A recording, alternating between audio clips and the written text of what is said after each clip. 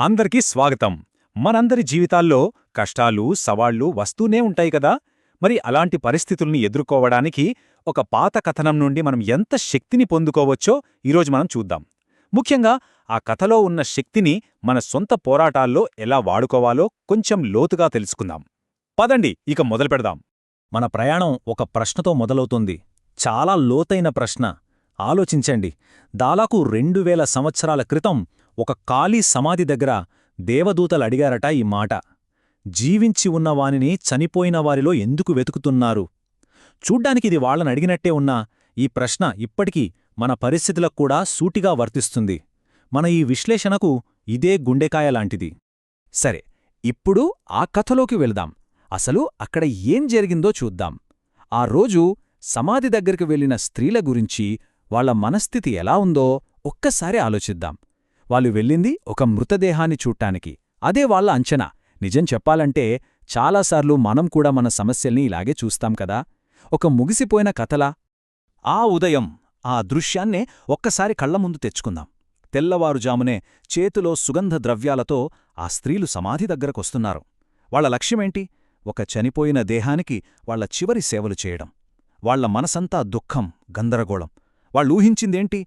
గట్టిగా మూసేసి ఉన్న ఒక సమాధి. అంత అయిపోయిందన్న భావన. అచ్చం మన జీవితంలో కొన్నిసార్లు ఎదురయ్యే నిరాశల్లాగే కదా.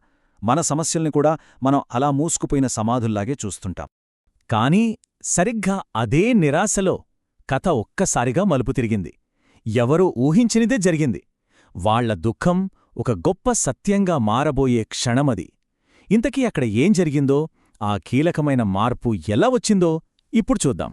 ఇక్కడ ఓ ఆసక్తికరమైన విషయాన్ని గమనించాలి. దేవదూతలు వచ్చి అయ్యో ఆయన లేచాడు అని నేరుగా చెప్పేలేదు కాదు. వాళ్లు చేసింది వేరు. వాళ్లు కేవలం ఒక పాత విషయాన్ని గుర్తుచేశారు. అంటే యేసు బ్రతికి ఉన్నప్పుడు తన శిష్యులతో ఏం చెప్పాడో, మూడో రోజు తిరిగి లేస్తానన్న మాటలేవైతే ఉన్నాయో వాటిని వాళ్ళ గుర్తుచేశారు. ఇది కొత్త న్యూస్ కాదు, పాత వాగ్దానాన్ని మళ్లీ గుర్తుచేయడం అంతే. మరైతే వాళ్లలో ఆ మార్పుకి అసలు కారణమేంటి? దేవదూతలు కనిపించడమా? కాదు. ఇక్కడే ఉంది అసలు విషయం. ఆ అద్భుతమైన దర్శనం కూడా వాళ్ళని వెంటనే మార్చలేకపోయింది. ఎప్పుడైతే వాళ్లకి యేసు చెప్పిన మాటలు గుర్తొచ్చాలో అప్పుడు వాళ్ల దుఃఖం పోయింది, వాళ్ల చూపు మారిపోయింది. అంటే ఆ అద్భుతం కంటే కూడా దేవుని మాటను గుర్తు చేసుకోవడమే వాళ్ళని మార్చింది. అదే అసలైన శక్తి. ఈ ఒక్క సంఘటన విశ్వాసం యొక్క పునాది గురించి మనకొక పెద్ద పాఠం నేర్పిస్తుంది. సరే, ఇప్పుడు ఈ కథ నుండి కొంచెం బయటికొచ్చి అసలు నిజమైన విశ్వాసానికి మూలమేంటో చూద్దాం. ఇందాక మనం చూసిన సంఘటనకు బైబిల్ పరంగా ఆధారం ఎక్కడుంది? విశ్వాసం ఎలా వస్తుంది? రోమాపత్రికలో చాలా స్పష్టంగా ఉంది. వినుట వలన కలుగును. వినడమంటే ఏంటి? క్రీస్తును గూర్చిన మాట వినడం. అంటే గొప్ప గొప్ప అద్భుతాలు చూడటం వల్ల కాదు, దేవుని మాట వినడం వల్లే నిజమైన విశ్వాసం పుడుతుంది. ఆ స్త్రీల విషయంలో జరిగింది కూడా సరిగ్గా ఇదే. ఇది చాలా ముఖ్యమైన విషయం.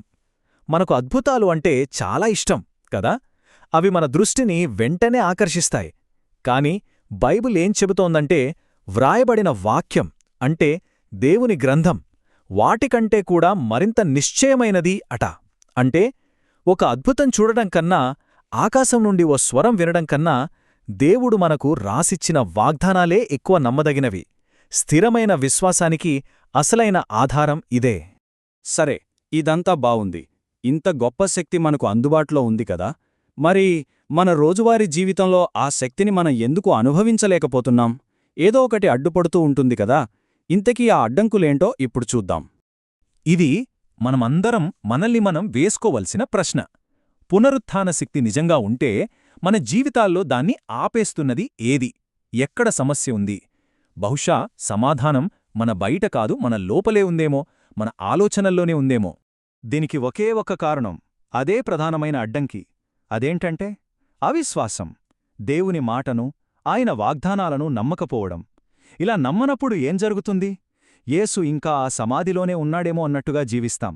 దాని ఫలితమే ఎప్పుడూ దిగులు, నీరసం, నిరుత్సాహం. గుర్తుందా? ఆ స్త్రీలు మొదట్లో సరిగ్గా ఇదే స్థితిలో ఉన్నారు. ఒక్క మాటలో చెప్పాలంటే ఇదే. మన అవిశ్వాసం, పునరుత్థాన శక్తి మన జీవితాల్లోకి రాకుండా ఒక పెద్ద డ్యాంలాగా అడ్డుపడుతుంది. శక్తి అంతా ఒకవైపు ఉంటుంది, కాని అది మన జీవితాల్లోకి ప్రవహించదు. అంతటి శక్తివంతమైన అడ్డంకి ఇది. సరే, సమస్య గురించి మాట్లాడాం. మరి పరిష్కారమేంటి? నిరాశలోనే ఉండిపోవాలా? అస్సలు కాదు. ఈ అడ్డంకిని దాటి విజయానికి దారేంటో ఇప్పుడు చూద్దాం. ఆచరణలో పెట్టగల కొన్ని మార్గాలున్నాయి. మరి ఆ పునరుద్ధాన శక్తిని మన జీవితంలోకి ఎలా తెచ్చుకోవాలి? ఇక్కడ కొన్ని ప్రాక్టికల్ స్టెప్స్ ఉన్నాయి. మొట్టమొదటిది దేవుని వాక్యం మీద ధ్యానం పెట్టడం. ఎందుకంటే విశ్వాసం అక్కడి నుండే మొదలవుతుంది. రెండవది, అలా వాక్యం ద్వారా పెరిగిన విశ్వాసంతో మన సందేహాలన్నిటినీ పక్కకు నెట్టేయాలి. మూడోది, చాలా ముఖ్యం, మన దృష్టిని మార్చాలి. అంటే మన సమస్యలనే చూస్తూ ఉండకుండా వాటిని పరిష్కరించగల సజీవుడైన దేవుడి వైపు చూడాలి. ఇక ఆఖరిగా, యేసు ఈ రోజు కూడా బ్రతికే ఉన్నాడని, మన ప్రతి పరిస్థితి మీద ఆయనే ప్రభు అని బలంగా నమ్మాలి. ఈ పోలిక చూడండి ఎంత నిజమో. ఆ స్త్రీలకు అసలు నిజం తెలిసేంతవరకు వాళ్ల హృదయాలు దుఃఖంతోనే ఉన్నాయి. సరిగ్గా అలాగే పునరుత్థానం ద్వారా మనకు ఇప్పటికే ఒక విజయం వచ్చేసింది. కాని ఆ విజయాన్ని మనం గుర్తించనంత కాలం మన హృదయాలు కూడా దుఃఖంతోనే నిండిపోయే ప్రమాదముంది. అంటే విజయం మనకోసం పోరాడాల్సింది కాదు, అది ఆల్రెడీ సాధించబడింది. మనం దాన్ని గుర్తించి సొంతం చేసుకోవాలి అంతే. కాబట్టి ఈ చర్చను ముగించే ముందు మనందరి కోసం ఒకే ఒక ప్రశ్న: మనం దేన్ని చూస్తున్నాం? మన కష్టాల్ని చూస్తూ కూచున్నామా, లేక వాటన్నిటినీ జయించిన సజీవుడైన ప్రభువుని చూస్తున్నామా? ఈరోజు